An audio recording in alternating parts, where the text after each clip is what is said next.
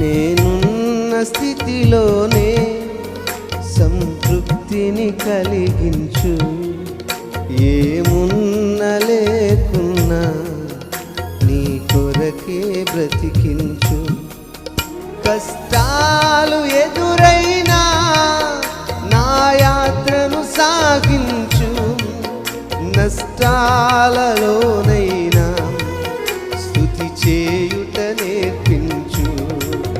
కష్టాలు ఎదురైనా నా యాత్రను సాగించు.